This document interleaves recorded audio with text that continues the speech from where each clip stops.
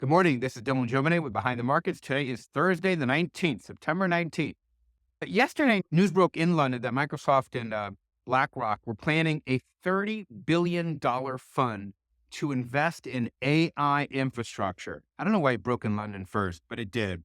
And they're actually planning this fund to invest in AI infrastructure, which is data centers and energy.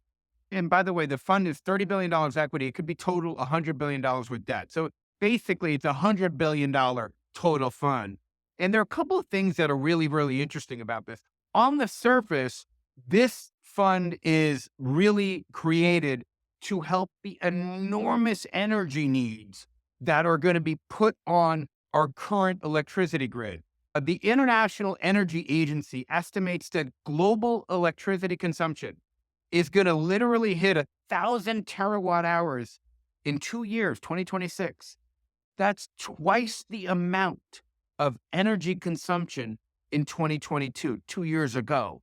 So energy demand is growing massively because of AI. I mean, this is a revolution, and it is real, and it is here to stay. When you look back at history, you can tell all the revolutions that were real based on their use of energy. The trains stitching across the country and the world, the energy consumption of trains told you that that was a real revolution.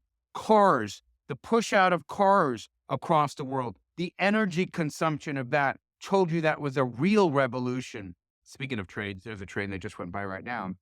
The internet increased demand for energy dramatically. That told you that that was a real revolution. What I'm trying to say is all real industrial revolutions, all of them are underpinned by energy. Without energy, you go nowhere. There is no revolution. It doesn't even leave the starting gate. And this is such an important revolution.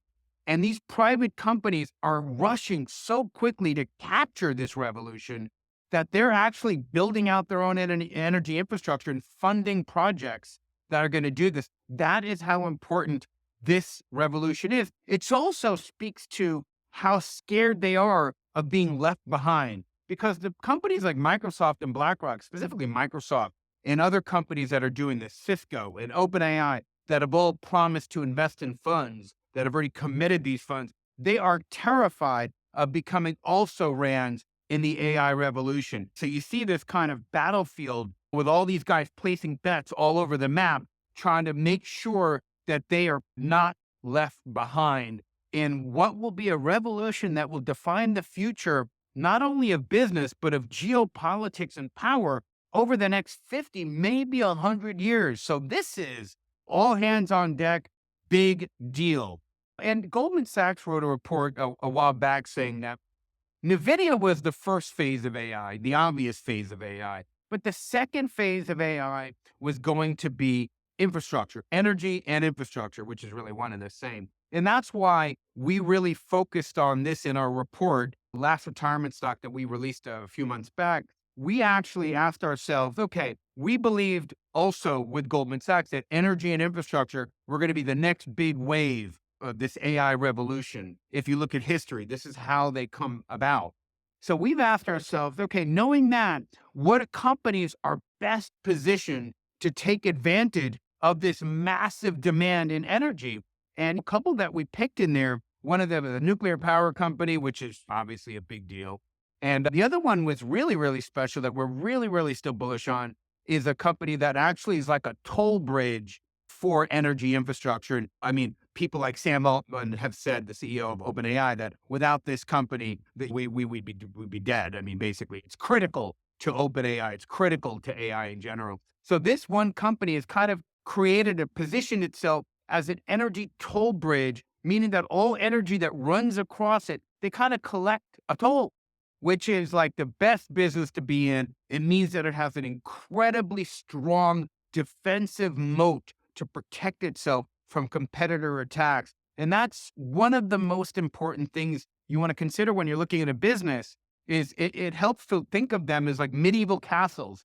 Which business has a strong enough defensive position, is on a high enough ground, has a strong enough moat surrounding it, where invaders, other competitors, really can't make it. They can really use arrows and shoot them down. They can't even make it across the moats. And the companies that we put in this last retirement stock special report are still screaming buys because I think we're way ahead of Wall Street on this. And they have this defensible moat. And now that the rest of Wall Street is starting to catch up, we're starting to see money flows go into those stocks that we talked about in that special report last retirement stock. Anyway, I hope you have a wonderful Thursday. Take care.